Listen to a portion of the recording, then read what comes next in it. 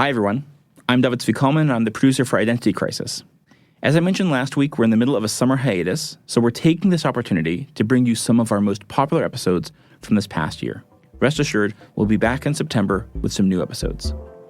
For this week, we're replaying a conversation between Yehuda Kurtzer and Haviv Rettig Gur, a journalist who works for the Times of Israel. The conversation is about the rise of Israeli Jewish extremism and anti-Palestinian violence.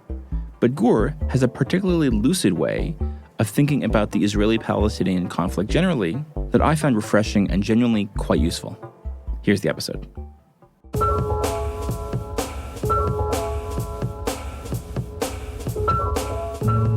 Hi everyone, welcome to Identity Crisis, a show about news and ideas from the Shalom Hartman Institute. I'm Yehuda Kurtzer, president of Shalom Hartman Institute North America, and we're recording on Monday, January 31st, 2022. The Jewish news media is jumpy these days. Tomorrow, and by the time you hear this episode, another human rights organization, this time Amnesty International, will have released a report condemning Israel as an apartheid state, and apparently going farther than any other organizations and individuals in its report in claiming that Israel is not merely practicing the crime of apartheid in the West Bank, not merely constituting an apartheid state, but actually constituting an apartheid state since its founding back in 1948. This allegation means to include Israel's actions towards Palestinian citizens of Israel inside Israel proper, that is to say, not merely in the West Bank, but in all of Israel.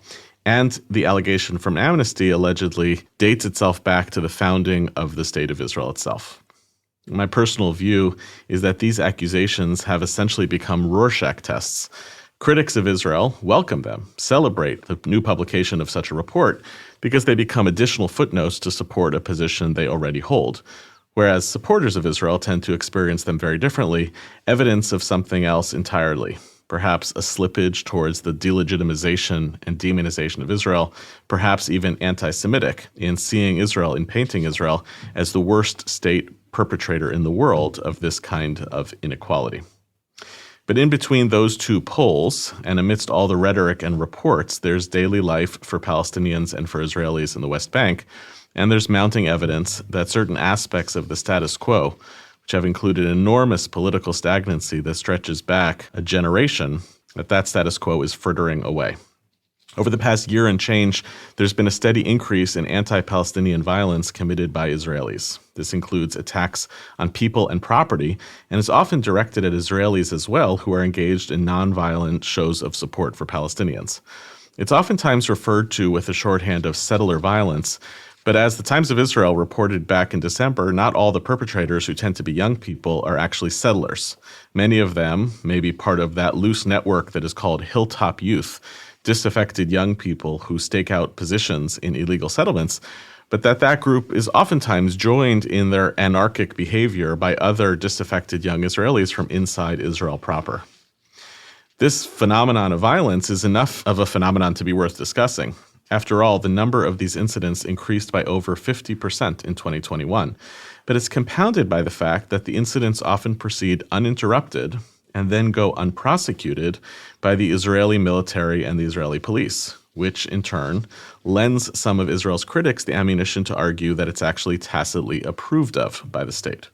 The Israeli public officials who have spoken out most vociferously against this violence have endured significant political consequences and even, as is the case with the Israeli police minister, threats to their own safety. And Prime Minister Naftali Bennett has struggled to call it by name. But I want to suggest today that it's more than just a news story for us to consider and to talk about. I personally tend to experience these kinds of stories as Zionism's heart of darkness. After all, Zionism was the opening for the Jewish people to pursue a process of self-determination, and that translated quickly into the need for sovereignty and access to power. I think that's a good thing. But since 1948, and especially 1967, there's no way to talk about sovereignty or power without talking about Palestinians, those over whom Israel is sovereign, and those whom against Israel exercises state power. What happens when this kind of violence becomes so common that it's banal? When are we forced to question our assumptions about what aspects of sovereignty and power are necessary and which aspects of it are irredeemably corrupting? And by the way, settler violence is becoming a Rorschach test on its own as well. On the right, it oftentimes gets dismissed as a kind of crime Or it's argued that Palestinians commit attacks against Israelis too, which of course is true. Or you sometimes hear the phrase, not all settlers. Meantime, on the left, this kind of violence is a data point to a larger argument about the fundamental illegitimacy of the settlement project and maybe even a Jewish ethno-state more generally. I've been grateful to read and follow the coverage of the Times of Israel on this crisis.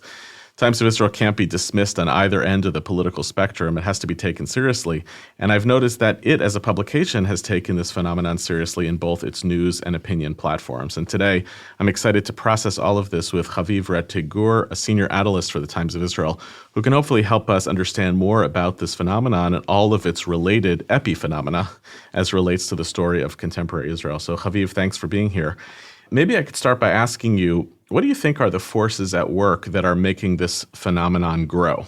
It's always been there. There's always been these kind of incidents and episodes, but it is quite newsworthy that in 2021, there were so many more than before, and it seems to be almost like a daily occurrence, some violent act against Palestinians or against Palestinian property in the West Bank. Thank you for having me. That's a fantastic question, and it touches on some of the larger elements of this phenomenon that are really its most disturbing elements. One answer as to what is making it grow is that we don't, not only do we not know exactly what's making it grow, we don't know how much it's growing. We have very poor data on these attacks. And the reason we have very poor data on these attacks is very profound and significant and should tell us a great deal about their nature and about Israel's difficulty in reining them in and in really dealing with them and in even discussing them in any serious way. The Israeli, and this was a story we covered at the Times of Israel, which I thought was a very important story. The Israeli officials, Israeli police, Israeli army, various institutions of the state, the Shabak, which has a section devoted to Jewish terrorism, that deal with these attacks have, for some strange reason, it turns out, refused to count them properly.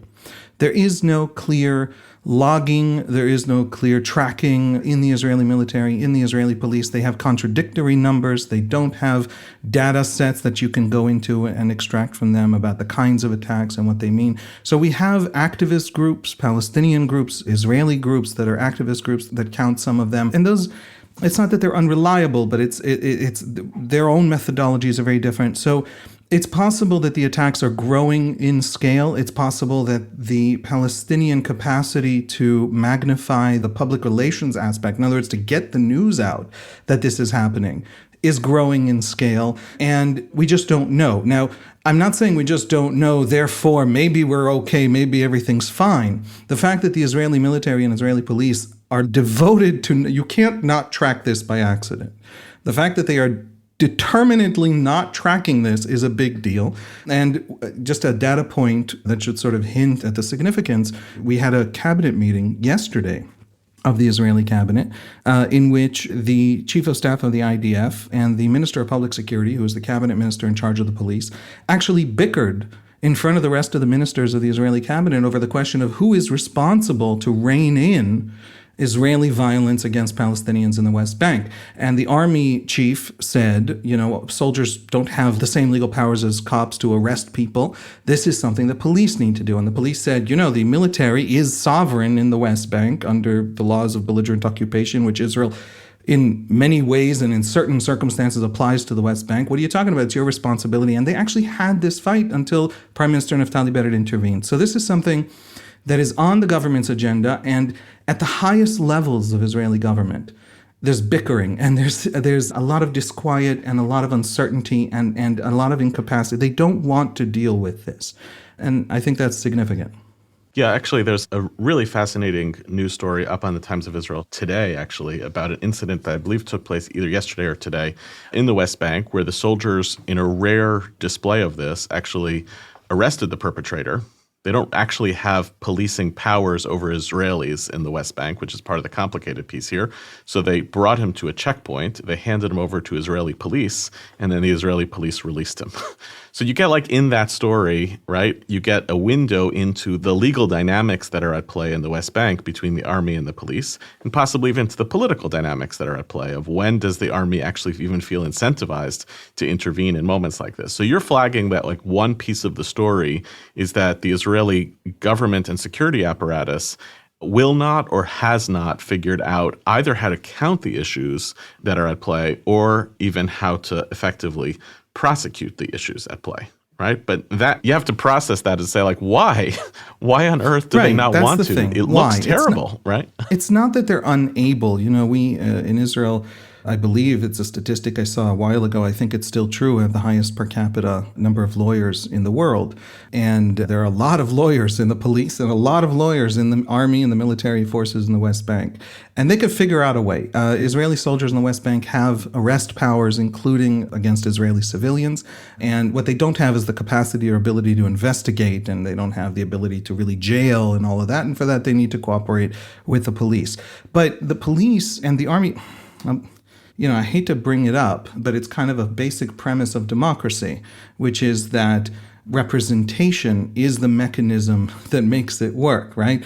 The Israeli military has a boss, and the boss has to run for election. And therefore, the Israeli military is very keen on not hurting the people who will elect their boss, right? When it comes to Palestinians, institutionally, structurally, every single person along the chain of events can be a good person. Institutionally, there isn't that pressure. There isn't someone in the Knesset who will scream and rage and bring the military chief to a Knesset committee meeting where he will be yelled at if something happens to Palestinians. And that is...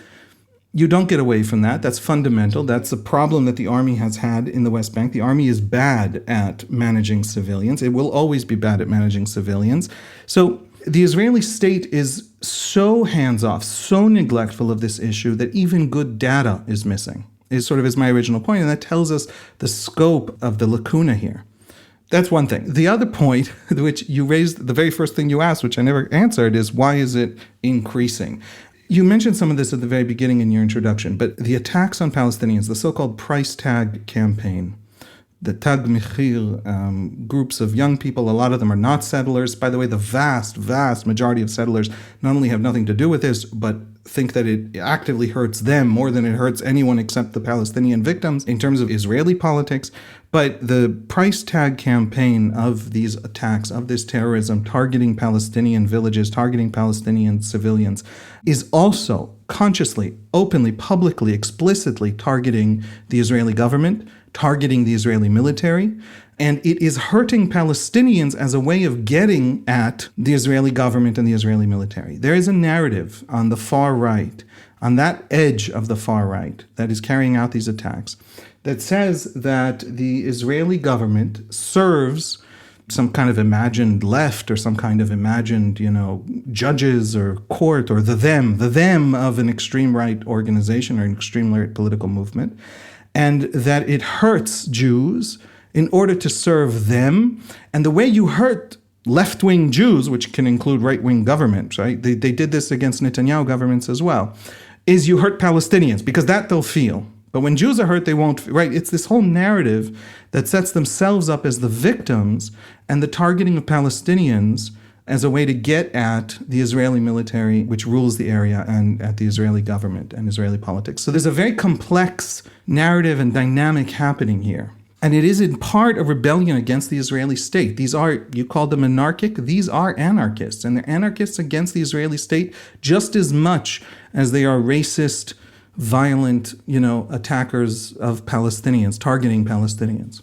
Right. I mean, and in this respect, it reminds me of other major episodes of both Palestinian terror against Israeli civilians and these cases as well, where extremist forces use this kind of terror to continue to polarize the Israeli and Palestinian people from one another. That so long as there is continued kind of violence and hate that's directed by Palestinians towards Israelis and Israelis and Palestinians, that prevents any transformation of the political status quo. The problem, though, right? The problem is, and here I'm genuinely curious for the coalition side of this. If you're a right-of-center politician in Israel, as Naftali Bennett is, and you have explicitly indicated that you will not change the status quo, right? You will not change the status quo. You will not preside over a Palestinian state on your watch. That depends on a continued belief in the general public inside Israel and outside Israel that the Palestinians are incompatible as peace partners, that Israel's hands are clean in terms of how it governs the occupation, and that it's powerless to fix it. These incidents and episodes really damage the story of a right-wing position which sees itself as morally superior to the left-wing alternatives. The thing I can't fully wrap my head around is, you indicated most settlers are scandalized by these actions. They feel that it embarrasses them. It makes them look bad. I would think that that would be the case for anybody on the credible Israeli right. I don't mean the extreme right, but anyone on the credible Israeli right who wants to depict themselves as, we're not an apartheid state, we are doing the best that we can under circumstances beyond our control. Why not use this as a kind of example of how we crack down on betrayals of the kind of a benevolent occupation that we hope to sustain? I want to tackle the question of why is it so hard to just crack down on them? They are an embarrassment to Naftali Bennett as much as they're an embarrassment to the left. 98% of Israeli politics is against these guys. Bezalel Smotrich, who is the far right of Israel, even when he, says they're not getting fair trial or whatever, also tries to calm them down and stop these attacks. Why can't they be reined in? There is a basic paralysis fundamental to the structure of Israeli politics. And it is basically our tribal system. We are a very, very strange democracy. We are a strange democracy that isn't really based on any of the things that Western democracies are usually based on. In other words, we don't have a constitution that's really fleshed out. We don't quite know what the system of government is, what each department of government, what each part of government, how it reins in all the other parts of government. We have one of the simplest electoral systems in the world, and we have almost no institutions. The government, by definition, has to have a majority in the Knesset, and therefore the Knesset and the government usually, this is a very odd exception, usually don't rein each other in, don't have the ability to check each other. We have a court that checks the other branches of government, but faces a lot of blowback when it tries to. And so we have this system of government that doesn't work by reining in different institutions. We have a nationwide single constituency electorate. So we don't have the kind of divide you have with the local election system in the United States, where you have layered divisions of the population by geography, or in Britain, where you have local representatives. We don't have almost any of the institutions that put checks and balances into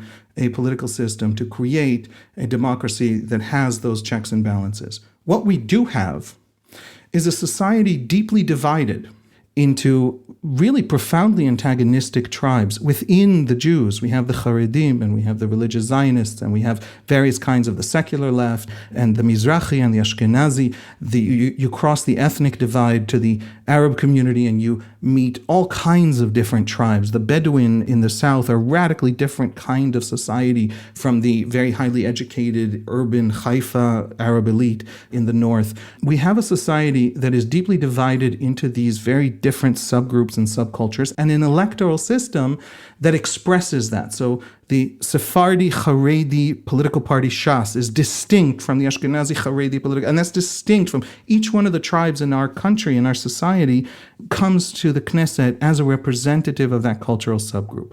And I say all that not to get away from the question, why can't Israel rein these people in, but because the heart of the problem is in there. By the way, the heart of most problems, most things that Israel is unable over 6 generations to solve, you find the problem in that tribal divide. The main check and balance that we have, the main way that minorities in Israel prevent the majority from oppressing them, is at the cabinet table, is at the coalition negotiating table.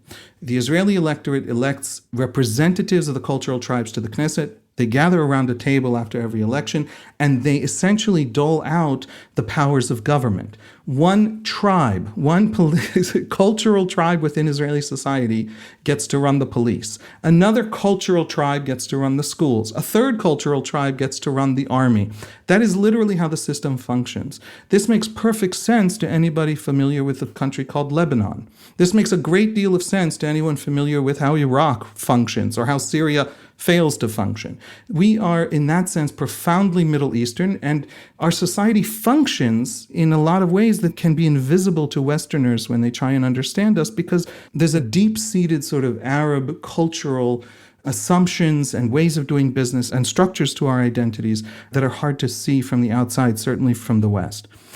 We have a peculiar political system in which all of the different tribes protect each other. So, for example, Likud, the right-wing, center-right Likud party, tried to pass a law several times over the last decade that would lower the volume on the Muslim call to prayer, the muezzin. When a Muslim community and a Jewish community live next to each other, at 5 a.m. hearing the muezzin is a little disturbing to the Jewish residents who live near the mosque. And so there was some, real concern here. Some of the push to lower the volume of the muezzin was a little bit of an ethnic issue, was a little bit of even a racist issue. And the political forces that consistently torpedoed all of the legislation that would have allowed the police to lower the volume of the Muslim call to prayer in the country have been the Haredi parties. The ultra-Orthodox parties in Israel and the Muslim parties in Israel coordinate constantly on all kinds of issues. The radical, extremist, anarchic right from which the Hilltop Youth and the violent extreme of the Hilltop Youth are drawn, who commit these crimes, are protected, are seen as sons of, they're almost always boys, are seen as sons of one of these tribes. And it is very difficult in the Israeli Knesset to gang up on a group that is doing something that even if the majority think are not the right thing to do, to gang up on them and change their ways or force them to change. And the reason that's very difficult is that all the other tribes are then concerned that the next tribe to be ganged up on is themselves. So the Haredi parties watch, potential crackdown on these wildcat outposts from which these violent youths walk out and commit these crimes. And they see a concerted legislative or law enforcement or government attention focused on reining them in as something that will then be turned onto the Haredi community, where there's a great deal of law breaking in their particular ways and in their particular issues. So, we are a country deeply, deeply divided into these tribes to the point where each of us has a different education system. There's a secular education system and a Haredi education system and a religious education system and a slightly more religious, and the Arabs have their own Arabic language education system with its own subdivisions. Our kids are raised to belong to these different subgroups. And that makes it very, very difficult for a government to piece together the kind of political coalition that can act on anything that is divisive. Throw the occupation into that issue, throw the fact that Haredi children don't learn math or English after the 4th grade into that incapacity, into that sort of inability of Israeli politics to set a goal and follow it through. I think this falls in between those seats. In other words, Bennett wants to maintain in the future a path back to the Israeli right. Well, on many issues, he's on the right end of the Israeli right. Can he be seen as a prime minister who sent the police to, break the bones of Hilltop Youth, our good boys, and then have that political future? So there's this, for him, there's that reckoning. Now, Ra'am has no such compunctions, but Ra'am understands that if the government now cracks down on them, the next crackdown will be in the south among the Bedouin, various kinds of lawbreakers or whatever that are Ra'am's constituency and Ra'am's tribe. Yeah, so that loops us back around to something you said earlier, which is there's also no political constituency for the Palestinians in the West Bank. So it's not like there's some coalition negotiations that are taking place between your needs versus your needs. They're simply unrepresented as a political force. And I would ask, though, on top of that, so you've divided Israeli society into a set of kind of tribal stakeholders and a lot of sub-interest groups. But I don't know, you could tell me whether you think I'm wrong about this, but I don't think I am. I think one of the other things that's changed over the last 30 years is that the boundary of quote unquote settlers is much more pronounced from outside Israel than it is actually inside Israel.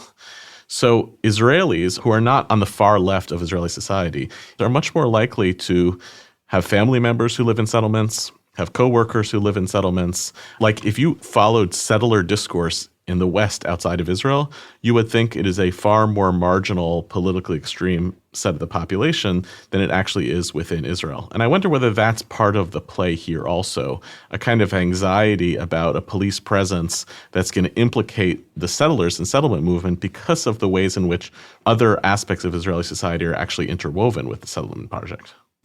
I don't think so. That's an interesting, thing that maybe we can even investigate with some serious polling. I haven't seen polling like that. I don't think that the issue is that, so to speak, settlements have become normalized in Israeli society. And I'll tell you why. There are, roughly speaking, three kinds of settlements. In the immediate aftermath of the 67 war, or certainly by the early 70s, left-wing governments put small villages, small farming communities along what they thought would be a security border in the future based on something called the Alon Plan, which we don't have to get into now, but basically that Israel would maintain control of the Jordan Valley as a security control. It's not clear what would happen with the Palestinian population centers of the West Bank, but Israel would hold the Jordan Valley as a security border. And so it put small left-wing, settlements of bands of young people who were also reservist military people along that border. You have, for example, a tiny little settlement in the Jordan Valley called Niran, which consistently over the last 54 years has voted left-wing, including when left-wing governments have wanted to take it down. They vote for governments that want to take it down because 54 years ago they were sent there by left-wing governments and they have maintained their allegiance to their left-wing tribe. And so that's one kind of settlement. And you see that in the Jordan Valley and in a couple other places around Jerusalem. And then you have the second kind of settlement, and that is literally just the demographic housing settlement. The two largest settlements that between them have about a quarter of all settlers are 2,000 feet from the Green Line. They are Beitar Illit and Modi'in Illit. They are two cities right up against the Green Line, and they are both Haredi cities, and they are incredibly young. They have something like an average of 9 children per household. Median age is between 11 and 12 years in the city as a whole. And these are cities of tens of thousands of people that are just a place for Haredim who are not, certainly not when they founded Beitar. Haredi politics have changed over the last 20 years, but are not ideologically right-wing. They're not ideologically committed to it, right? Most of the settlers are either that early left-wing settlements that vote to this day to be removed, or, which is the vast demographic majority, the cities and towns right up against the Green Line that are just housing. They're just there because there was an apartment to be bought and they needed an apartment. And then you have probably a quarter of settlements which are the religious Zionist ideological settlement movement. And these are settlements from Eli and Nukdim and all these places, which I don't know if listeners would recognize, but these are settlements that are intentionally placed right in between Palestinian cities in order to make a Palestinian state untenable in the future. That is their purpose. That is their explicit, express purpose. The Hilltop Youth, the violent price tag attackers, these Jewish terrorists, they come only from that third group, and they come from the fringe 5% of that third group. The vast majority of that third group, which is designed to make Palestinian state untenable, feel that they hurt the cause and are horrified by their actions. And if you told them this is settler violence, they would tell you, you have no idea what you're talking about. I have never met a violent person in my settlement like these people. These are essentially social work problems. These are punk kids who have nothing else to do, and bad people have taken them under their wing and diverted them to it. This is how gangs form in American cities. If America can't solve gangs, why do you think we can solve this? Now, that is how it's framed among the settlers. And settlements have been utterly normalized in the sense that no one knows Beitar. I mean, literally people who live in Beitar Illit don't realize that they live in the West Bank. It's just right there. It's not. So in that sense, yes. By the way, the neighborhoods of Jerusalem as well.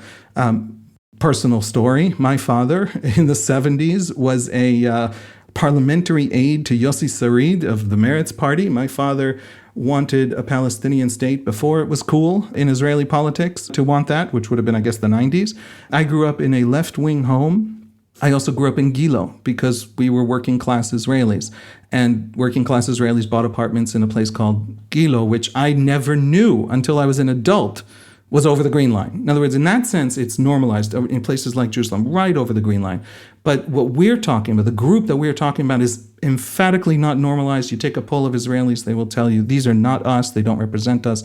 We don't know these people.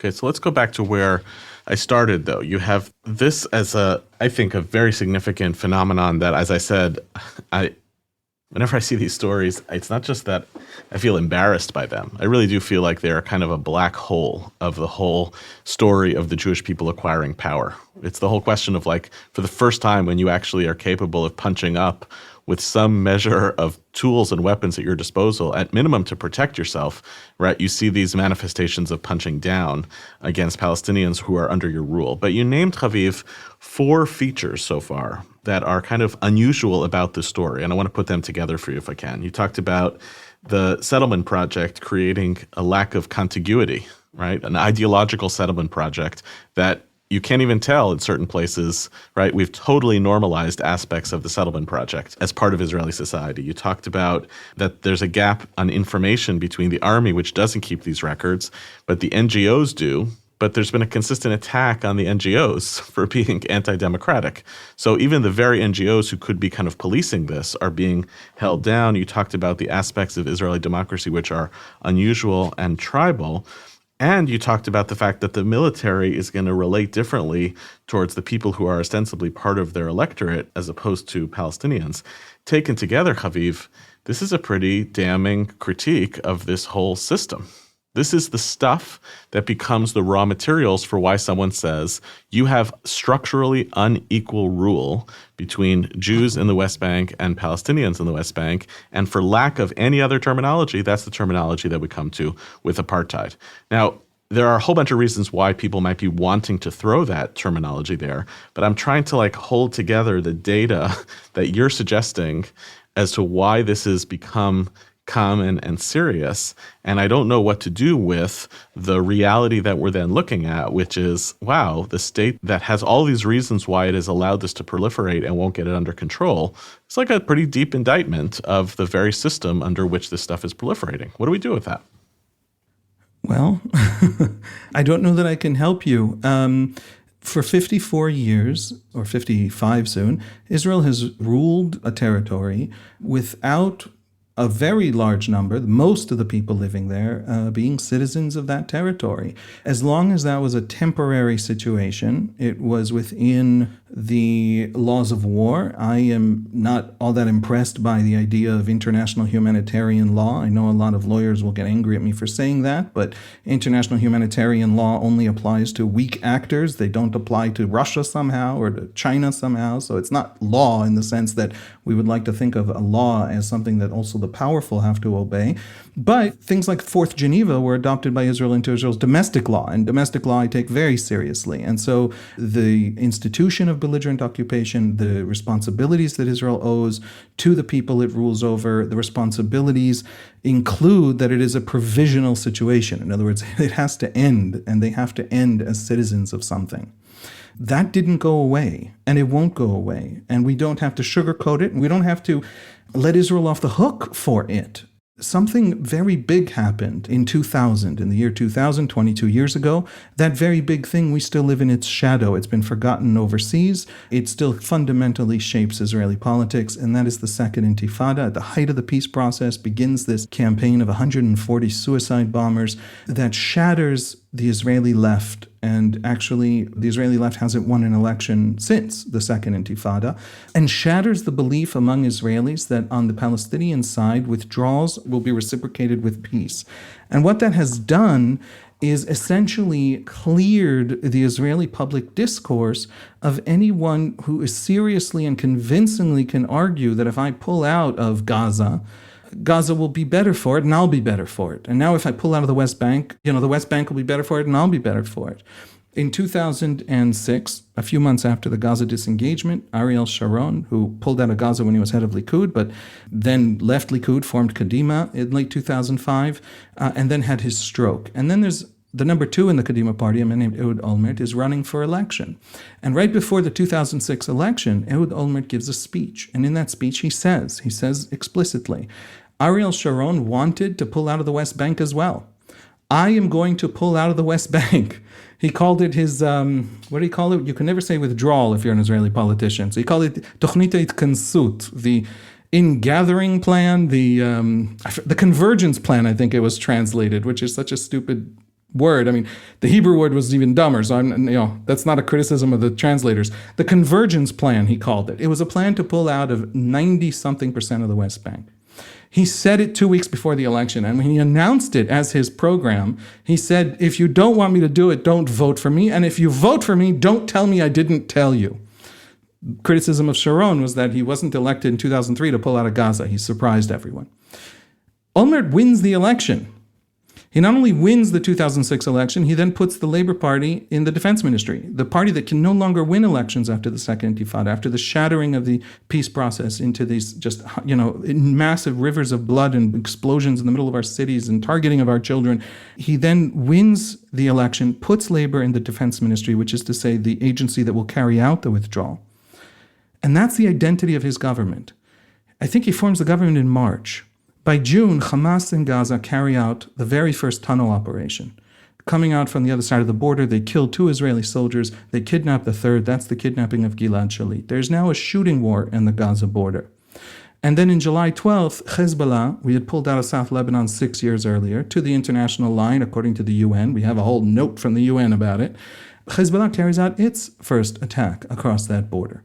And suddenly Ehud Olmert, a man elected to pull out of the West Bank, finds himself in a shooting war on the 2 borders from which we had just unilaterally withdrawn, as he wants to do in the West Bank. Now, Ehud Barak, the most decorated soldier in Israel's history and former chief of staff of the Israeli army, carried out the pullout from South Lebanon and told Israelis, don't worry, I'm Ehud Barak. If they shoot rockets at us across an international border, I'll smash them. I'm paraphrasing, of course. And the world will be on our side because we pulled out. What more do you want, right?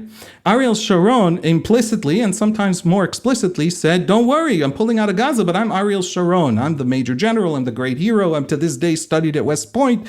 I'm the great military tactician. If they shoot at us from Gaza after I pull out, we'll smash them. Ehud Olmert in the army, I think, was a journalist in some army magazine. He was a lawyer. He became a mayor, a health minister. He was a perfectly normal political career in any other country, but he wasn't that general that they were. And he finds himself now with... There was no Iron Dome in 2006. And so during the month-long Second Lebanon War in the summer of 2006, hundreds of thousands of Israelis flee their homes. Because no matter how much Olmert bombs Lebanon and bombs Gaza, and he did because he had to show that he could restore deterrence, because he has to show that we can pull out of somewhere and deter them from attacking us, because he's about to pull out of the West Bank. So he smashed Lebanon to the point where I think every single bridge in Lebanon was destroyed, just as a point. Hundreds of thousands of Israelis didn't experience that war as the restoration of deterrence. They experienced that war fleeing their cities for a month because there were thousands of rockets raining down on them and nothing Israel could do could stop it. So Israel doesn't approach the West Bank as a neutral, forgetful, everyone else gets to come back to this every 10 years and gauge their moral compass. We have to live here, and we have to live in our memories and in our experiences. My little brother watched a bombing take place that killed the daughter of the science minister at the time in the Second Intifada. I stood at a checkpoint in the West Bank that we had a wounded soldier because a car with enough TNT for 5 bus bombings blew up at that checkpoint. And so we're having a conversation across much more than just, a linguistic divide. So for the Israelis, the part of Israeli society that wants to separate from the Palestinians, for their sake, for my sake, because I'm a progressive and it's the moral thing to do, or because I'm just an ordinary Israeli who doesn't want to deal with this conflict anymore, doesn't want to my oldest is 11. You know what I mean? I feel like I have 7 years to solve this thing before he is the occupation army. Those ordinary Israelis, they don't have answers. If I pull out of the West Bank, what happens in the West Bank? I'll give you a hint. Mahmoud Abbas is now in the 17th year of a 4-year term. Right? He won't call elections. And the reason he won't call elections is that Hamas will win the elections. We have pretty good polling on that. Well, why can't I pull out of the West Bank? The West Bank is not Gaza. The West Bank is 16 times the size of Gaza, and it's the highlands overlooking all of my population centers. Withdrawal has been rendered unsafe. Now, everything I just said is not an objective historical truth that everyone has to now acknowledge. Everything I just said is the most profoundly believed fact about the Palestinian situation and the West Bank situation by the mainstream of Israeli Jews, which I think a probably educated guess is 80% of Israeli Jews. There are other narratives among the Jews on the left and on the right. There are other narratives among the Palestinians, of course. But that is where Israelis approach this issue from.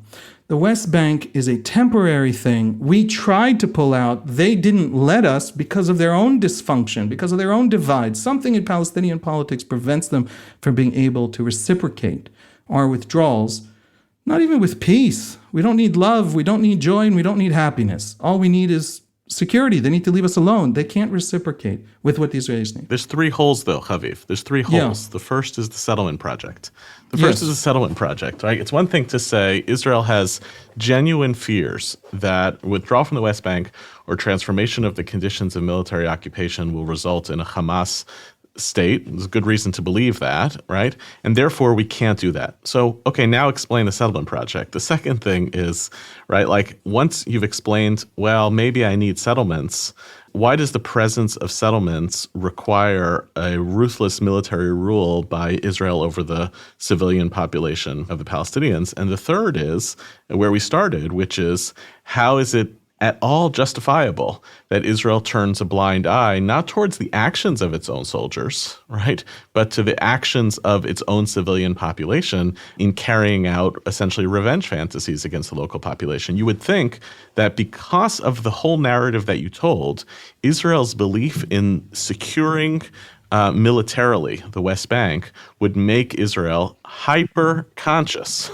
of not allowing the narrative to shift around its own culpability vis-a-vis the Palestinian people in the same way that Israelis experience the culpability of the Palestinians around terror towards Jewish civilians. You would think all of that is a really strong argument for a transformation of certain aspects of the status quo under which the occupation is being governed, and those simply don't exist.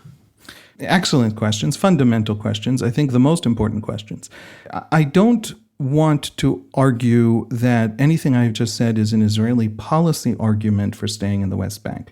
There are, for example, on the left, former generals, former heads of the Mossad who say, no, everything I just said is correct. You still pull out of the West Bank because it is more destructive to stay in the West Bank than to suffer the consequences of withdrawal. And the consequences of withdrawal will be devastating. By the way, devastating to them, because if we get a rocket war of the likes that we've seen from Gaza in the last few years or of what we saw in 2006 in Lebanon, if we get that from the West Bank, we have to go back into the West Bank, not to stay. But there'll be incursions, there'll be real war, it'll be bitter and it'll be horrible, and it'll be more horrible and bitter for the Palestinians than for us. And it's still good to get out of there because then we won't control them for another generation and another generation after that, etc. So that wasn't a policy argument. That was an argument that the Israeli public, the majority of the Israeli public, does not feel that it has any answer to your questions. It doesn't think it knows what's going to happen in the West Bank. It is deeply confused. It is deeply frustrated. It thinks it is willing to sacrifice, and it has sacrificed, and there hasn't yet opened up a window on the other side, not that allows the Israeli sacrifice to end in, perfect conditions for Israel, but that allows it to end in anything but horrible bloodshed. And so that confusion essentially paralyzes the discourse. You hear a lot on the Israeli left, how come we never talk about the occupation? Well, that's a fantastic question, because Israelis are still sending their kids to this army, to these operations, to standing at these checkpoints. How come they're not talking about it? That's awfully odd, right? The answer is they just can't even conceive of, they're deeply frustrated and confused and can't conceive of the solution. Settlements. Settlements, the simple answer is that is a tribe. That is a particular tribe in Israeli politics, and Israeli politics are geared, they're built, they're structured. The underlying logic, conscious logic behind our electoral system is that no tribe can step on any other tribe. That's how this electoral system works. Welcome to the first Arab democracy. I say that a little bit flippantly. There have been Arab democracies. Also, half of Israel is Mizrahi, comes from the Arab world, but what I mean is that the basic fundamental tribal way that Arab societies divide themselves are the way our society is divided. And if you don't understand that, you don't understand any of the negotiating that happens at the coalition table in the Knesset, right? So the settlements grow, by the way, under labor governments. They grow under prime ministers who talk about them as a disaster and who are negotiating their removal and who carry out their removal. A prime minister who is withdrawing settlements is allowing settlements to grow that very week. Because prime ministers in Israel only control some aspects of government that are held within the orbit of their party or their tribe, and don't control other aspects. And so the Israeli state is governed by this weird hodgepodge coalition of subcultures that means that nothing ever happens consistently or well. Israel's always doing all the things all at once throughout its history. We have interviews were published a few years ago from the 70s of Yitzhak Rabin when he's prime minister from 74 to 77, saying, what do these settlers think they're doing over there in Hebron? What do they think it's not going to end in disaster? How do they think it's going to end? He, of course, allowed it all to happen because he had coalitions to deal with, and he had to deal with all the weird fractiousness of Israeli society. So there's an incapacity on our side. Now that doesn't justify, it diagnoses. You have to have a diagnostic understanding of why the Israelis, even when it is manifestly in their interest, somehow don't do what they claim to want to do and what they believe themselves to want to do and what their polling suggests is a majority opinion among their population. So that's why do settlements grow? Why is there a blind eye turned to these violent youth? I think you and I are going to meet in the same place. This is a lacuna of democracy. They are not represented, the Palestinians. They don't have anyone to go to. At the end of the day, when a local military commander makes his decisions, he has to decide whether to physically go and fist fight with Israelis or ignore the situation, and the Palestinians who are hurt don't have any influence over his life or his authority or the structures that he is answerable to.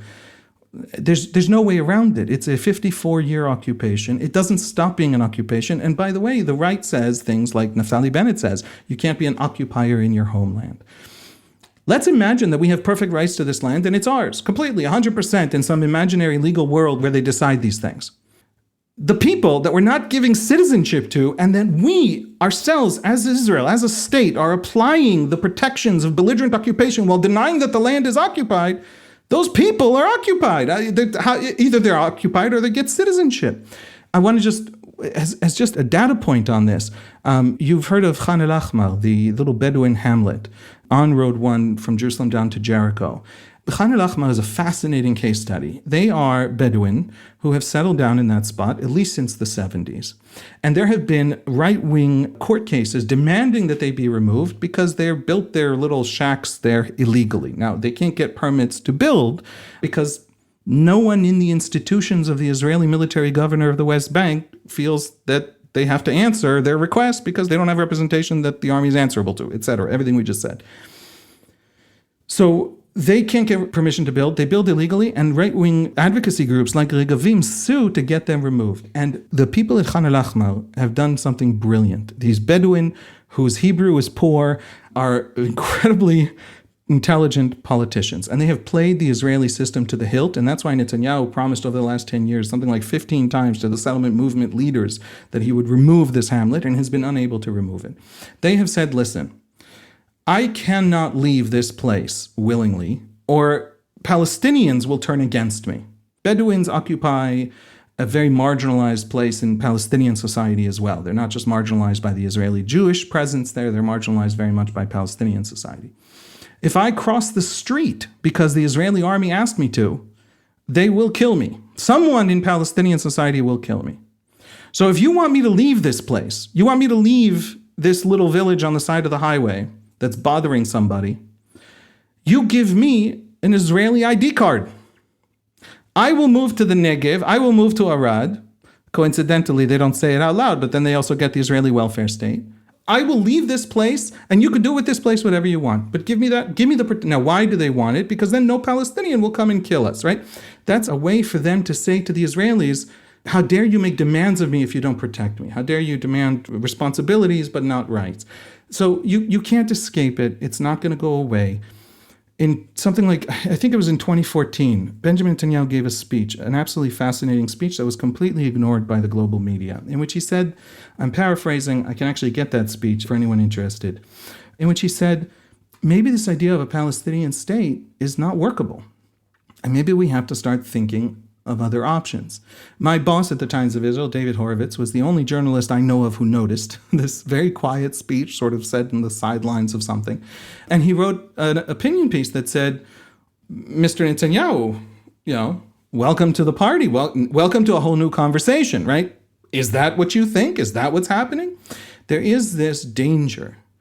If Israel no longer even pretends to want a Palestinian state, that Israel no longer has answers to all the questions that you're asking. And is that where Israel stands?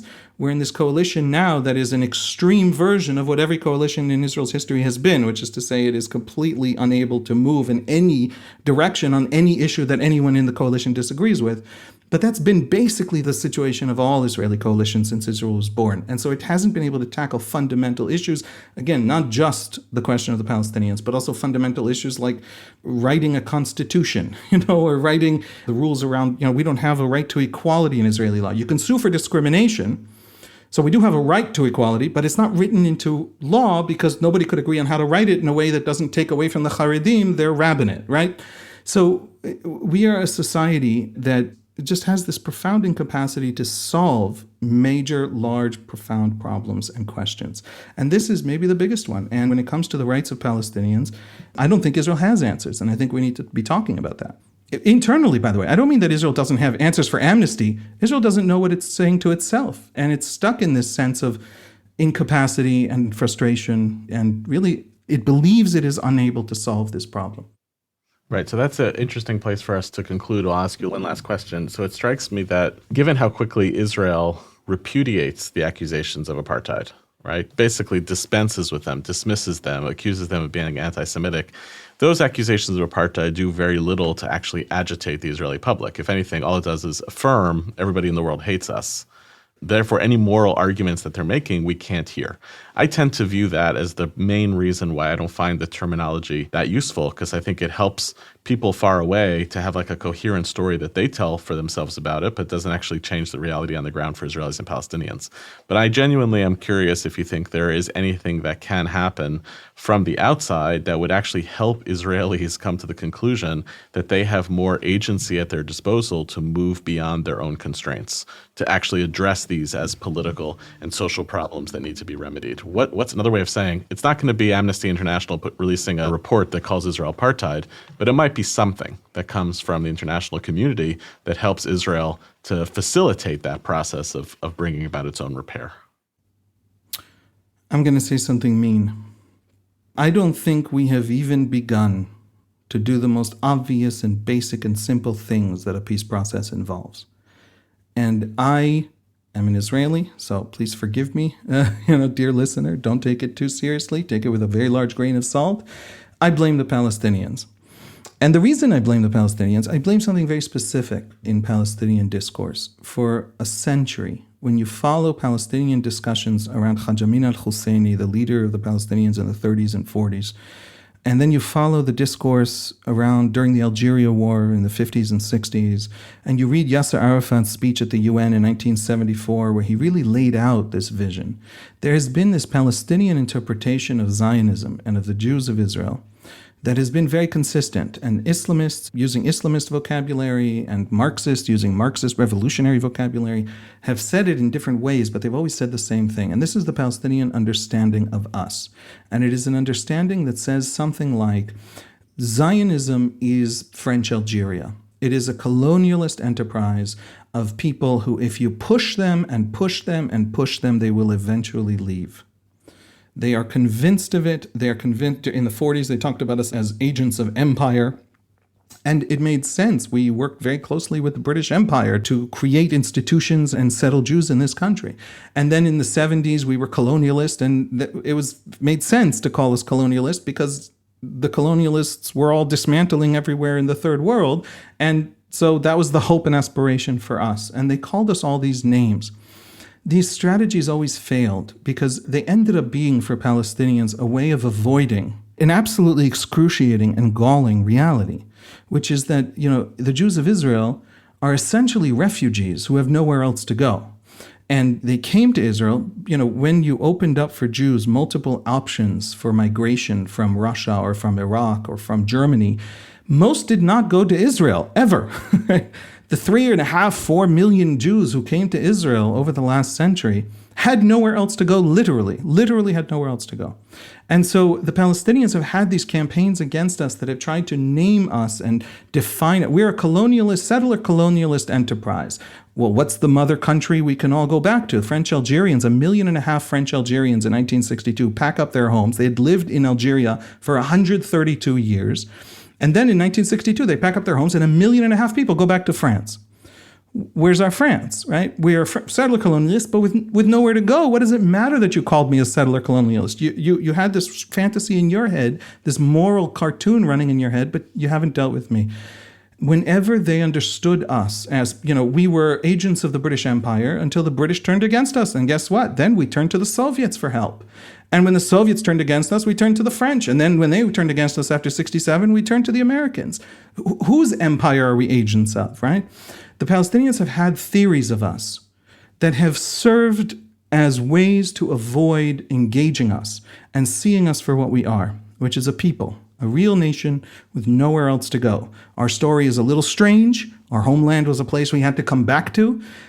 But that's what it is. And we behave that way and we respond that way. And so all of their strategies to dismantle us and to delegitimize us, you can call me, if you call me apartheid as a way of scaring me into giving the Palestinians the rights they deserve in the West Bank, assuming I as a country don't leave the West Bank, it does have to end with Palestinian rights. If you're trying to scare me to get me to do that, either to pull out or to give them rights, in other words, to force a decision, great. Maybe your tactic will work, maybe your tactic won't work. But if what apartheid means is Israel as a Jewish state, the law of return is illegitimate. Jews don't get a state. They are not categorically the kind of thing that gets to have a state. Zionism is imperialism, colonialism, whatever. If that's what it means, if it's trying to pigeonhole me into one of those intellectual categories, not because it's intellectually serious, but because you're trying to say that as apartheid could be dismantled and the South African people remained, as Nazism could be dismantled, the German people remained, as, colonialism could be dismantled in Algeria, the people remained, so Israel will be dismantled and Palestine will remain because Palestine is the authentic thing. If you're setting up that kind of intellectual structure, you are pushing the Palestinians into one more round of the same strategy of trying to define us away with vocabulary that's going to fail them. We have nowhere to go. They have to talk to us. The Palestinian National Movement has not engaged Zionism, has not engaged Israeli politics. If you go to people like Martin Luther King, you go to people like Mohandas Gandhi, they were deeply strategic thinkers. We think of them as sort of moral paragons. But long before they were moral paragons, they were very shrewd tacticians. Martin Luther King chose the cities he marched in, Selma, Birmingham, because of their violent police forces, to get that violence so that he could hack the psychology of white America. He engaged the other side. He tried to interpret it, to understand it, to affect it. Gandhi spoke constantly. Everything he did, the cotton boycott, everything he did was addressing British public opinion. There is no such campaign among the Palestinians to engage forcefully, in mean ways. It doesn't have to be gently and politely. Israeli public opinion. Israeli public opinion doesn't exist. Amnesty's new apartheid, and it's not just Amnesty, it's Human Rights Watch and it's B'Tselem, they all got together in a room and coordinated this, and that's obvious to everyone. But the theory behind it, it's basically sparked by Palestinian advocates, activists, and it's the same old Palestinian strategy. Now we'll call them a new thing that falls apart, and then they'll fall apart for us.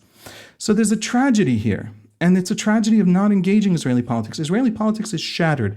By the way, the Second Intifada, the election before, voter turnout was something like 78%. It had never been below 77% for decades. Israeli voter turnout was always very, very high.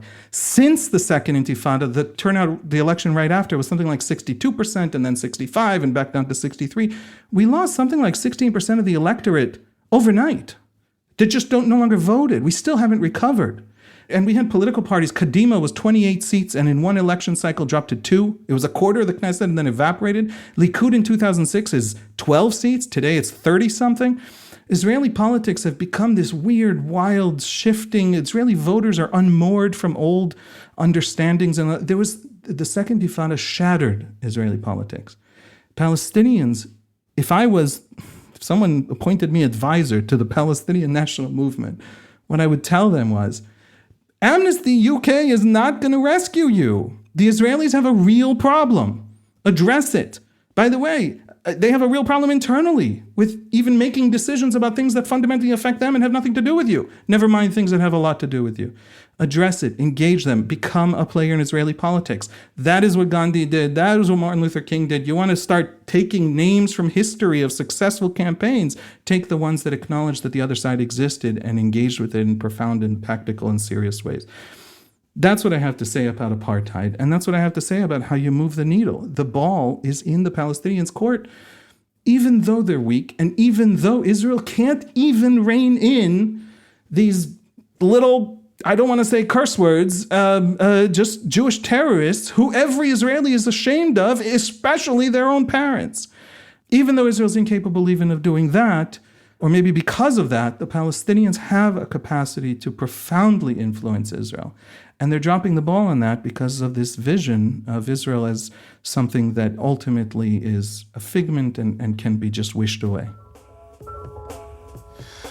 Well, thank you very much to all of you for listening to our show this week, and special thank you to my guest, Haviv Rettig Gur of the Times of Israel.